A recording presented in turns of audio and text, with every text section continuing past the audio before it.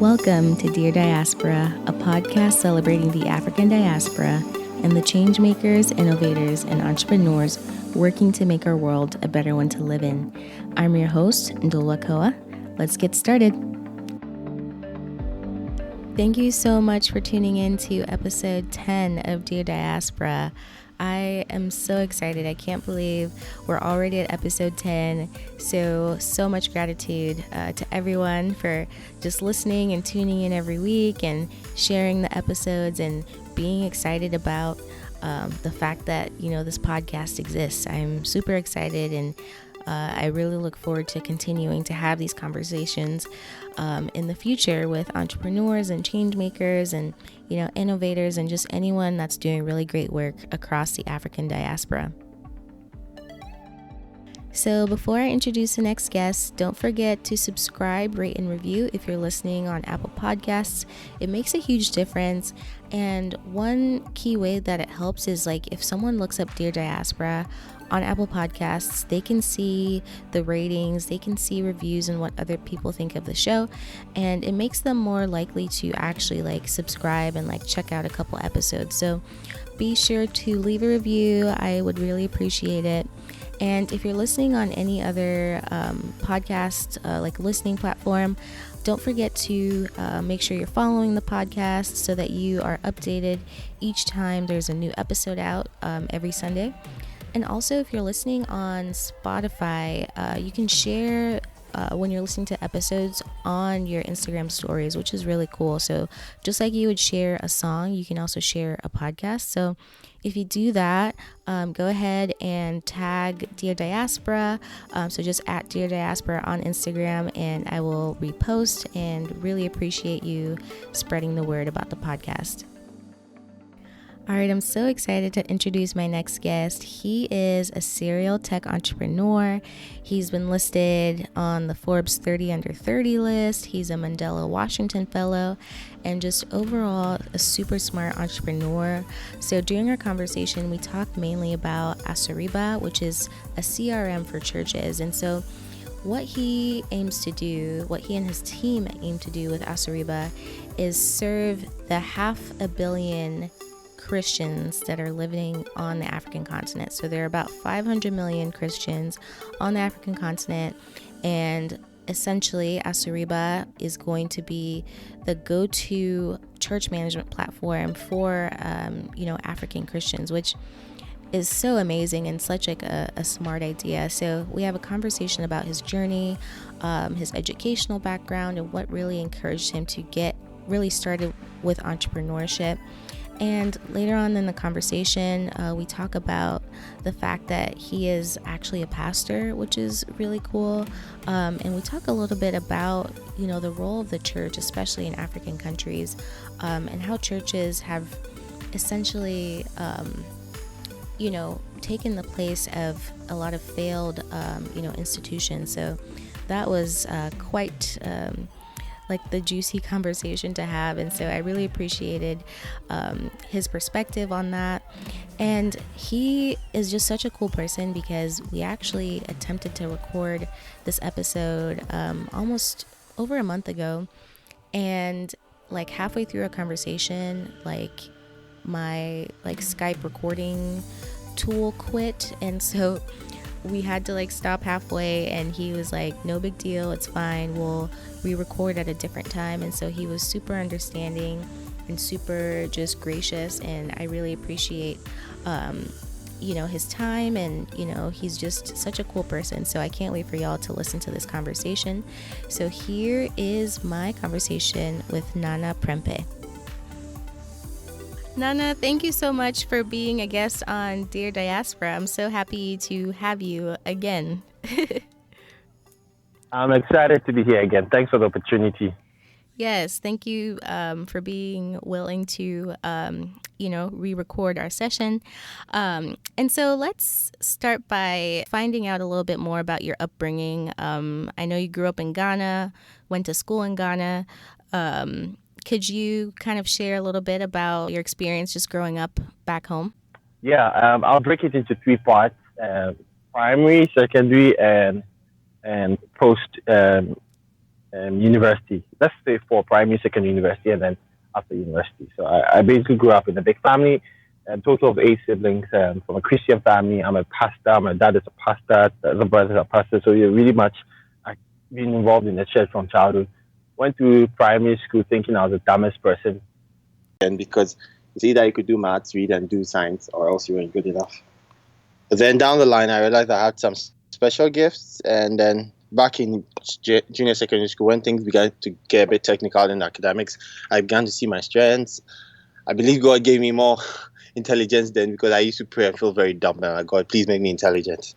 So I went to school. My grades were okay to get me into a fairly okay school. But in the second year of my secondary school, I changed school to Kowa-Chongo International Secondary School, and there was an amazing experience. I was introduced into leadership then, because I was voted the head prefect and was 736 other prefects in the school. So it was quite a tough experience for me being pushed into leadership. But that shaped me into my next phase, because right after secondary school, I wanted to serve in the Air Force as an Air Force pilot. So I applied. I got in, but before I could go to the academy, my parents and some family relatives who was an ex-flight commander encouraged me to get my degree first. So I went back to university, got my degree. But then after university, it was too late to get back into the Air Force. So I just right there and then followed my passion, which was to see how I could become a commercial pilot. It was too expensive, so the $90,000 to be trained as a pilot. So the synopsis was, look, try and form a business, grow it, sell it, and then take the money and go and train as a pilot. But that was simply the plan. But in the process, I got in touch with what we call Meltwater, Entrepreneurial School of Technology. It was a tech training school where they teach you how to build your own software company and technology. And at the same time, I started doing my master's in agric engineering, just so that I could make the most of the time. So in that process, I got to learn how to build software companies. I also got my master's in agric engineering, and then I went into full-time building a company with three other co-founders, because in METS we had what we called capstones. Capstones was 6 weeks of 6 weeks of building a company and proving value to customers and getting at least about one paying customer, and repeating that cycle like 5 times until you find the best idea that has a viable market opportunity to build. So then we came across Asoriba, and then we built Asoriba. And down the line, I've now metamorphosed into a serial tech entrepreneur, building other tech companies. So that's my life under 5 minutes, if I may say. Oh my gosh. Yeah, thank you so much for that. And don't feel pressured to, rush through any of the questions. But yeah, thank you for sharing that. And would you say, like, how would you, I guess, rate your education and your training in Ghana? And do you feel that now that you've been able to like travel around the world, do you feel like you had like adequate access to like information and what you needed to really learn what you needed to like start your company? I think really what gave me the knowledge I needed to build the company I co-founded with a few others was the 2-year training at Meltwater. It was technology, communication, and business. It was more like a mini Harvard MBA compressed into pushed into 2 years, but now it's 1 year basically in the program. So I think that's where I really got a change, and I really got exposed to how the world works and how business works. So I think Meltwater gave me that kind of training I needed to be able to build a business. My education in university was very technical. My master's was in machine systems and agric engineering, and this was very specific and technical. And I'm currently not using that, but I think probably the equations I was solving was preparing my mind for very sophisticated problems that I'll probably engage in business, but I'm not using those skill sets though. Okay. And so for those that aren't too familiar with Meltwater, you described it as like a mini Harvard MBA.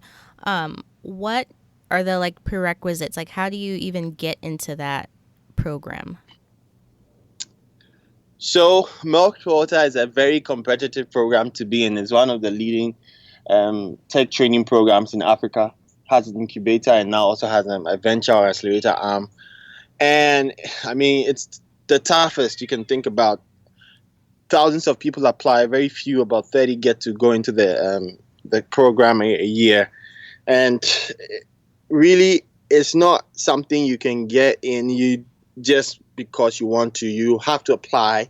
You have to go through a series of interviews, from phone interviews to in-person interviews to group interviews, then meeting the founder, Yon.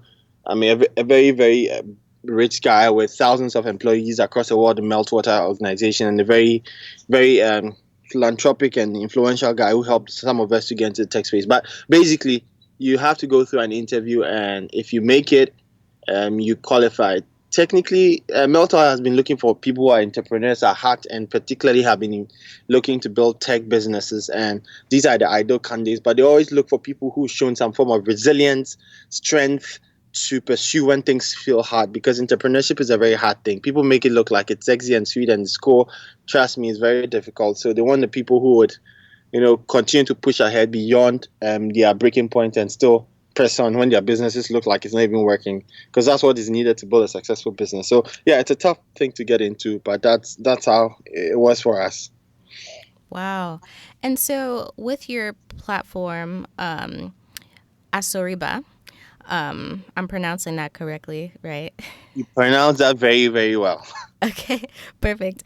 So with Asoriba, I was super fascinated just like reading up about it, because, you want to be able to provide this technology to 500 million African Christians, which is huge. And like thinking about, how religious, our continent is, it's obviously like a very smart move for you to make. So for those that aren't too familiar with it, how would you describe Asoriba? Yeah, so Asoriba is simply a CRM designed specifically for churches to help them manage entire church administrative activities and enable members to connect wherever they are in the world and facilitate donations to the church's bank accounts, no matter where the funds is coming from in the world. So think about it as a CRM designed specifically for churches, with a social mobile app like a Facebook mobile app like for members, and a payment platform incorporated like a PayPal or a Stripe incorporated into the mobile app. So these are the three distinct technologies that we have. There's a fourth one, which is a USSD technology for people who don't have smartphones with internet. They're able to use their phones to make donations, send their data, and receive SMS and stuff from churches when the churches want to communicate. So yes, we designed this application because at the core of our hearts, we are passionate about what the church is doing. We love Christ, we love Jesus, we love the fact that the church in Africa is playing the role of many failed state institutions. Hence, you must facilitate such an organization to create impact. And the way you create impact in communities through the church is that members donate to the church, and the church takes the funds to build the schools, the hospitals, takes care of the homeless, the hungry, the pregnant women. And that's how the church impacts the community. So to be able to help the church operate effectively, raise funds, and impact the community is a very critical thing for us. So when we started off in the business, we knew we were doing something that had far-reaching impact if we were able to provide them with technology. And none of the big technology providers was really paying attention. The biggest church platforms were in Northern America, like one of the biggest being ACS Technologies, there's Fellowship One, Breeze, a couple of them. But there's nothing that was really designed for Africa and the peculiar variables and the situations that existed here. So yeah, we built this, and I was happy to have led the team from idea to product to 4 markets. And now I'm focused just on business development, trying to raise funds and help us and build new innovative products for the church. Yeah. Very cool. And could you walk us through how you go about identifying, which churches to introduce this like CRM to, and what it's like for the pastors and like the church leaders? Like, are they, do they have a lot of questions for you? Are they kind of filled with like a little bit of doubt? And what's that experience like communicating the benefits of the CRM? Yeah, you have a mix of both. You have so there are basically 2 types of churches. You have the forward-looking, young, dynamic churches, and you have the old Orthodox churches that are also a bit trying to change now to be a bit more modern and technologically inclined. So for the very young, modern, forward-looking churches, it's quite easy because they understand the value and the power and the impact of technology, so it's an easy sell. But for the old churches, we tend to have some of the largest numbers. It's pretty much a difficult sell. You need to communicate a lot, have a lot of presentations with the church boards and trustees. Same with every other church, because you're going to house thousands of people's data, bio data, and so on and so forth. So, it goes through quite a long process of sale before it closes. But if you have a church that the pastor tends to be a single founder who is young and probably uses Facebook and Instagram a lot, they clearly see the value, and or if you have a maybe fairly old church but have a pastor who is very forward looking, uses technology, understands the impact that it can have on his church and the congregation and his mission of saving souls, they also tend to fall on it. But typically you still have to do a lot of presentations, convince a set of board of trustees who sometimes may be very, very about the age of my father and maybe wondering, we've been doing this since, what is this technology going to do? And sometimes a hard sell. But these are the mix of the different scenarios we face selling our software. Wow. And so how do you guys make money essentially? Are they buying, is it a one-time cost, or are they paying monthly to be able to access the CRM, or do you get a portion of each donation or transaction? How do you guys make money?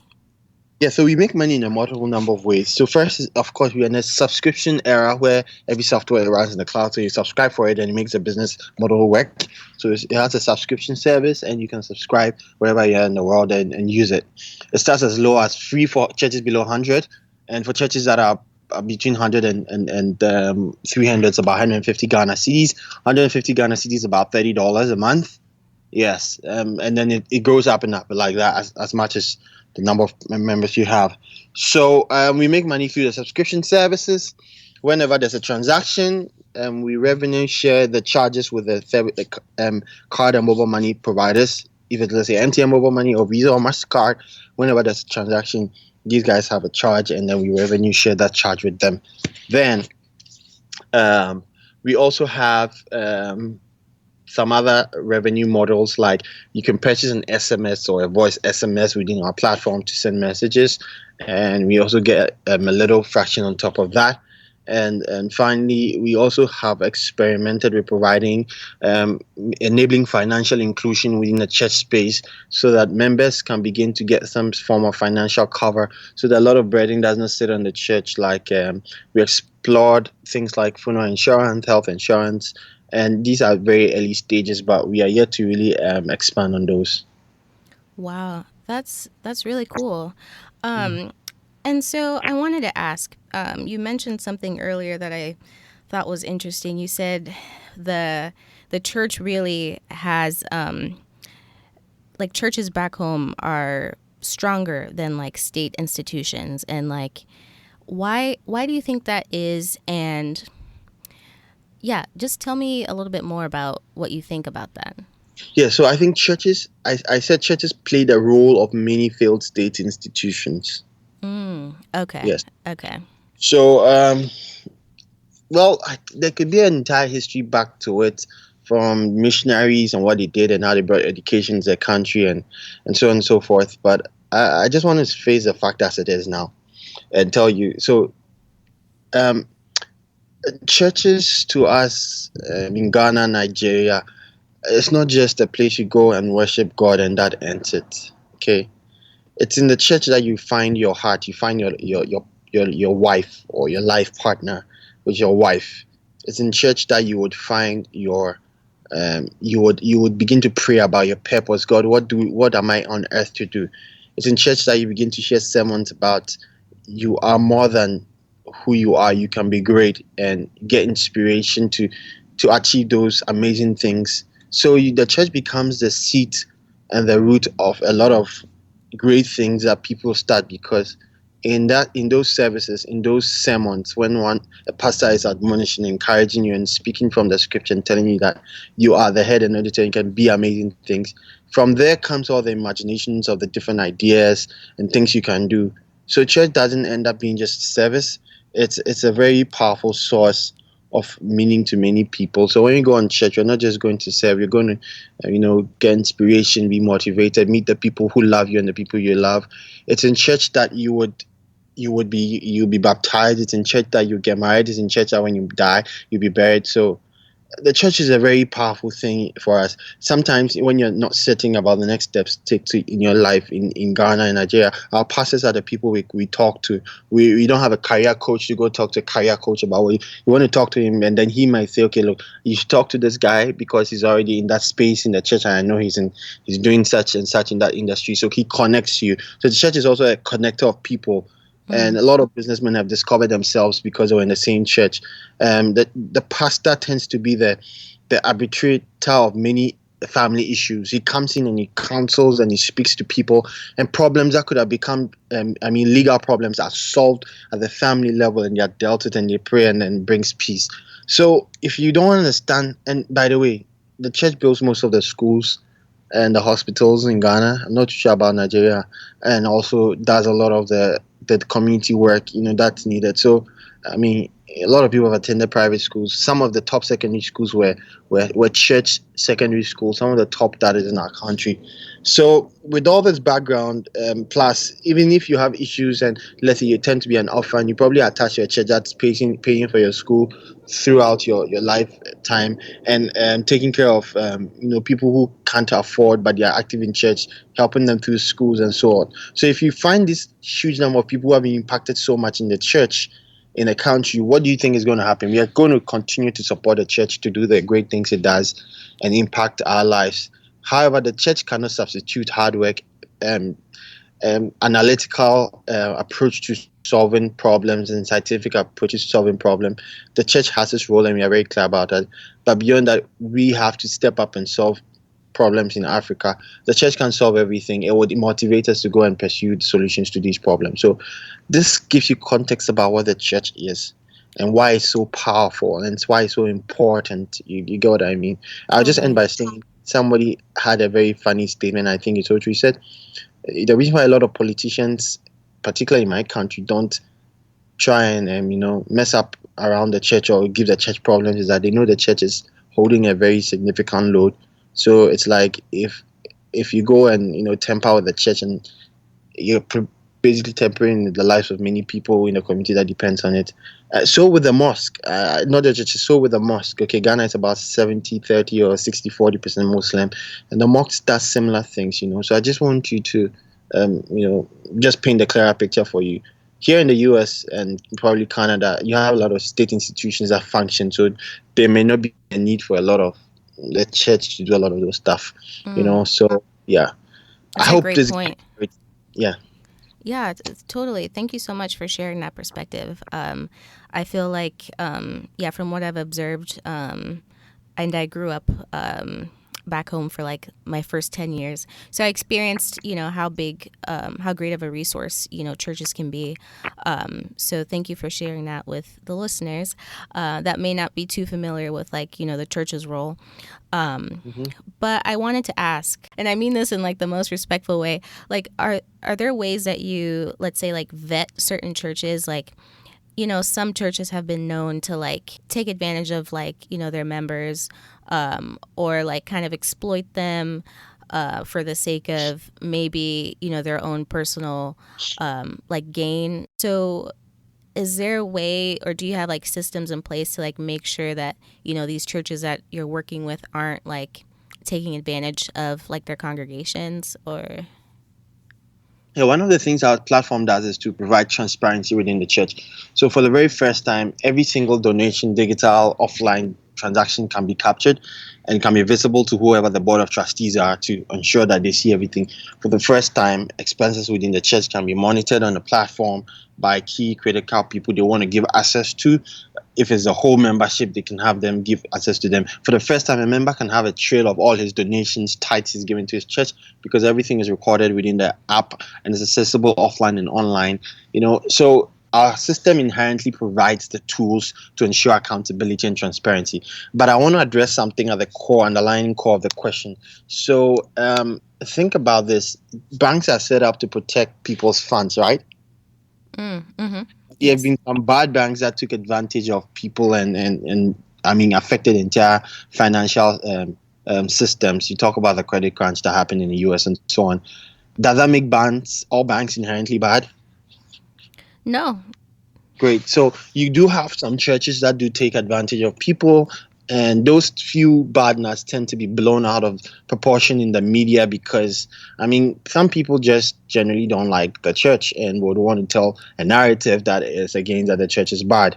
And the discussion and conversation about separating church and states has been there for many years before we were even born. So typically, people want to push a narrative that makes the church in general look like a terrible organization and amplifies the bad people who take advantage of people, take their money, live big on it, and so on.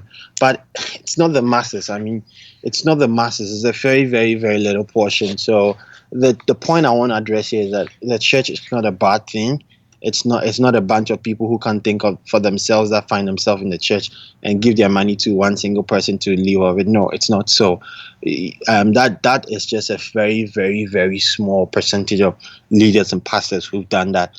And once again, such people may not even want to use our platform because it will make everything transparent. Yeah, thank you for answering that. And I didn't want to paint, the church is bad, but I know some people listening might have those thoughts going through their head, like, oh, like, are there any like ways that they're, monitoring the activities of some of the churches, that might be those like bad seeds, but thank you. You answered that perfectly. Once again, like our technology is there for any church that wants to really be transparent to sign up to. So it's really up to the churches that want to do more good and impact more people that really would come and use our platform. You get what I mean? So it's really we are not the police of churches. We are a custodian of data and records and ensure that those data of people are effectively protected. However, if there's the one that little or one or few pastors who may be not be the best, who may want to use our software, would probably find that it's a very transparent tool that allows everything to be visible. So if those 1%, I don't even want to give a number to that few set of pastors who maybe not be the best, come to use it. I mean, net to net, it's going to keep everything open, and I think it's a good thing to make things open because then it prevents people from taking advantage of other people. So at the bottom line, our software really is there to help open up things and make things more efficient. Wow. Thank you for that. And I wanted to ask, how many like users do you have like at this point, or how many churches have you gotten to like use your like your software? And then where do you see yourself, let's say, in the next 5 years? Like, what are some of the goals that you have for Asoriba? Yeah, so first of all, just I'll answer it in two parts. We have a total of about 500 plus members on our database that is currently being used by multiple church members. The churches itself, we have about 100 plus church brands. One church brand could have about 100 branches. So Wow. just a way to put it in perspective. So we have 100 church brands that have signed up on our platform. We have about 500 members in total that are on our platform database. Our mobile app has a total about, from Play Store, it says about 10,000 downloads, but the real mobile app usage is on the USSD, which is runs without internet, and that's in the thousands of people that have used that service. So this is just to put perspective on the numbers. And going in the next 5 years, our ambition has always been to be the go-to church CRM. We know it's a very controversial area for many people, but we are always bold to say that, look, we believe that an organization that, if you have a continent that has about 500 million African Christians, and it's really can be an organization through which you can impact the community. So yeah, we plan to be the go-to church management software in Africa, and that's been our plan from the beginning. And I remember last time when we talked, you mentioned that you've done really well in other countries, and particularly, I think you said Kenya. like, what was your experience like bringing Asoriba or taking Asoriba to Kenya, and why do you think Kenya specifically is like just like a better market for this type of product? Okay. So to put that statement back in perspective, the best country we've done well is in Ghana. But I said Kenya is the ideal market I think we should focus on because Kenyans understand technology. There's M-Pesa, so the adoption rate will be faster and higher. And the next place I think we would want to focus our energies on would be Kenya, because people adapt things faster. But our largest market and where we focus most of our energies has been in Ghana. So just to answer the question, Kenya really has been on top of, has been experiencing a lot of the technological innovations very early. So people do understand how generally they have a very young population. Almost every young person has a phone. They understand the power and the effect of technology, and they tend not to waste time to make decisions. After a presentation, if it's a yes, we like it, good, sign up, and you're using it. If it's a no, they tell you. Ghanaians tend to be a bit reserved. We don't like to say no to people directly. We are not too upfront, so it tends to make the sales cycle sometimes long. And that's why I'm saying I think Kenya is where we would do very well. But currently, Ghana is our market where we actually own a huge portion of the market segment. Very, very cool. And so I also wanted to ask, what really excites you about Africa's future? Like, I know that's kind of like a general or broad question, but yeah, what excites you? This is the best question so far, and you're going to get me talking for an hour. Look, I'm going to create a metaphor for you to appreciate it. So imagine somebody has there are two pieces of land. A farmer, one farmer has been growing on that farm for the past 100 years, literally milked all the nutrients in the land. Okay, and now he's just probably had to adapt to fertilizers all throughout. But the land now just becomes a medium because there's no nutrients and there's nothing organic coming from. Everything is pretty much inorganic, and you have a lot of chemicals producing the crops. And then you have this probably larger piece of land, quite virgin, not much is happening on it, and has a potential to grow some of the nicest of crops in a very organic way. If you were to buy it, or if you were to commit your strength, you had maybe just 5 years to live, you're supposed to commit your strength to cultivate a crop. Which of the pieces of land would you want to cultivate on? The virgin land, as you described it. Exactly. And that's what Africa is. Africa is a virgin territory. It has a very great opportunity to be designed and to be shaped to be the ideal continent and not repeat the mistakes of the past. There's so much opportunity because there's so much problems that are yet to be solved. Secondly, the environment is just so ideal.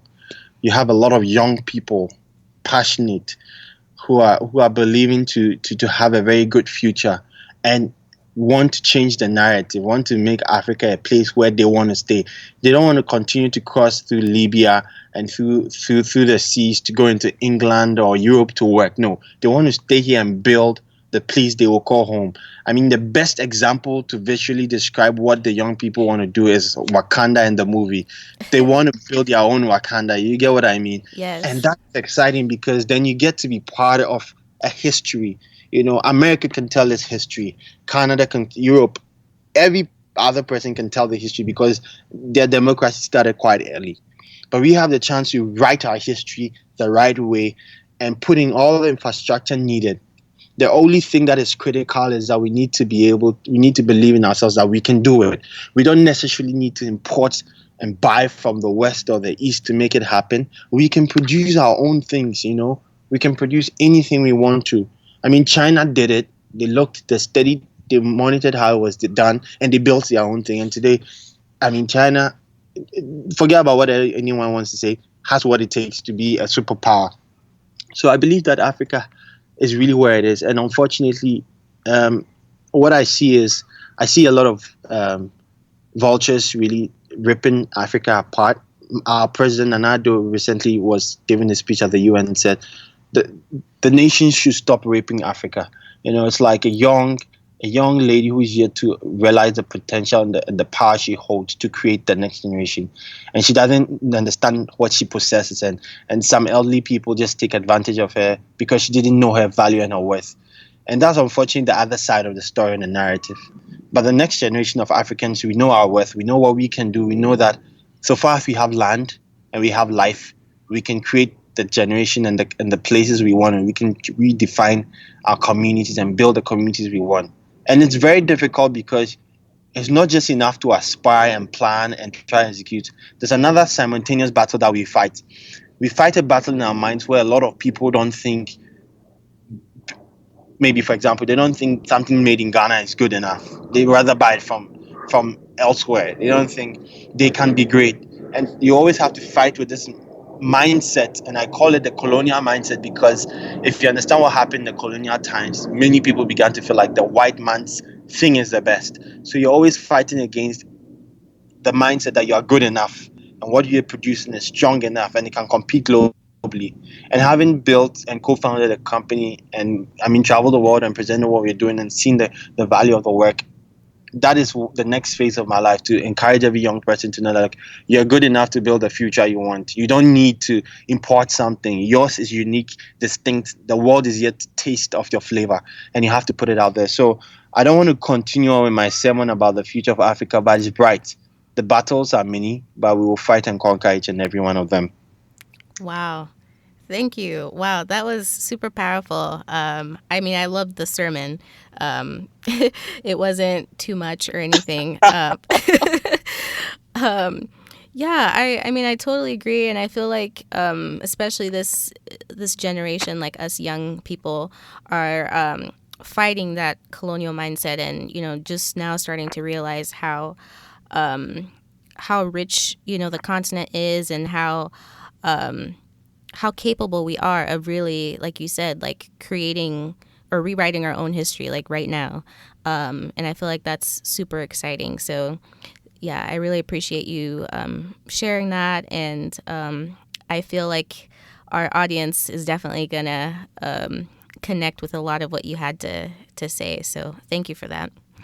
Thank you so much. Yeah, and so lastly, how can people connect with you and learn more about Asoriba and some of the other projects that you're actually working on that we probably don't have time to discuss? Like how can people just learn more about you?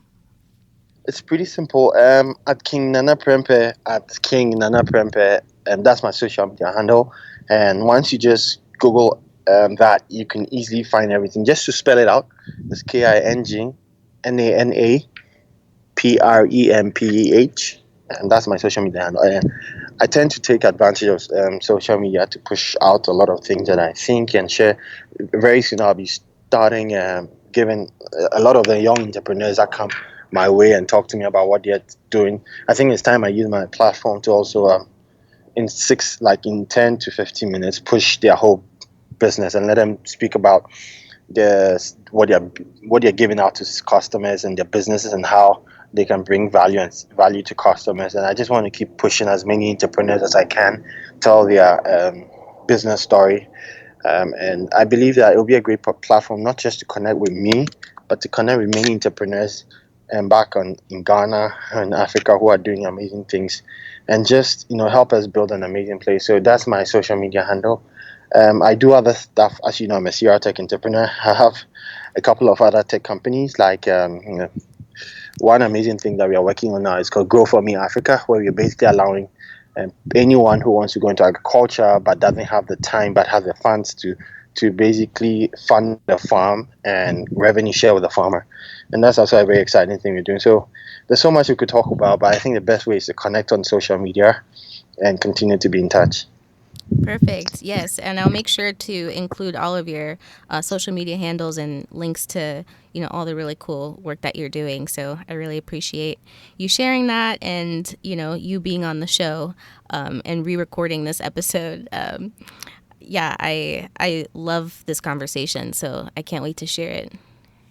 Thank you so much, and I'm very sorry that we didn't have the chance to talk very long. I really look forward to another maybe second part where we can go a bit more specifics about some of the real challenges in building companies and changing a mindset and battles I've had to fight with myself in terms of just convincing myself that I can make it, and I think a lot of entrepreneurs are going through this, and they need to hear that message that they can make it. So thank you so much for this opportunity.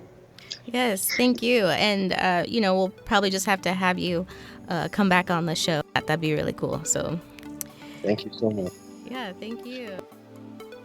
I found that conversation so interesting and would love to hear some of your feedback and what you think about Asoriba and, just everything that we talked about during the episode. So be sure to either email the show at deardiasporashow@gmail.com, or you can always find Dear Diaspora on Instagram and Facebook at Dear Diaspora. So would definitely love to hear what you have to say, and I will make sure to include links to Asoriba and just a little bit more info about Nana Prempeh and his entrepreneurial endeavors in the show notes. So you can also visit deardiasporashow.com/episodes, and there you will find like a little blog post about the episode and links to all the resources that were mentioned during the episode. Thanks for listening to Dear Diaspora. If you like what you hear, subscribe, rate, and review us on iTunes. You can find us on Instagram at Dear Diaspora or visit our website at deardiasporashow.com. Thank you, and talk to you next week.